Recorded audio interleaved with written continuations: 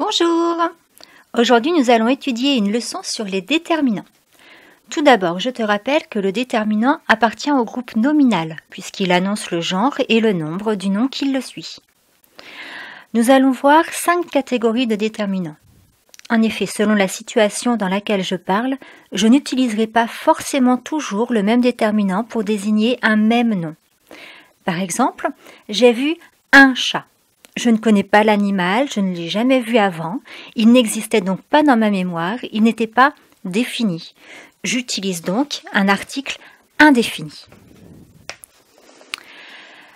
J'appelle le chat. Je le connais, j'en ai déjà parlé. Il est donc déjà défini. J'utilise alors un article défini. Dans la phrase suivante, je dirais « je parle de le chat ». Non, ce n'est pas possible. Je dois dire « du chat » en contractant « de » et « le ». Il s'agit alors d'un article défini contracté. Quand je montre ce chat, j'utilise un déterminant qui montre ou qui rappelle un nom dont on a déjà parlé. Il s'agit du déterminant démonstratif.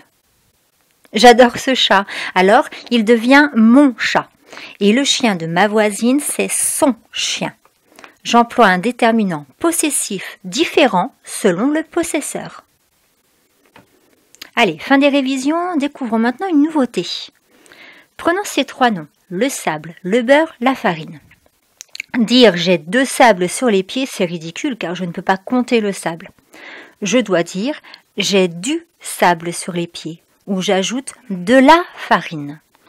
À chaque fois, je ne parle que d'une partie de la totalité. Je peux donc dire « j'ai un peu de sable, un peu de farine ».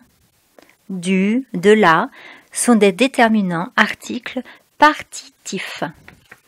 Voilà, la leçon est terminée pour aujourd'hui. Réécoute-la attentivement, n'hésite pas à mettre sur pause ou à revenir en arrière afin de bien comprendre. À bientôt!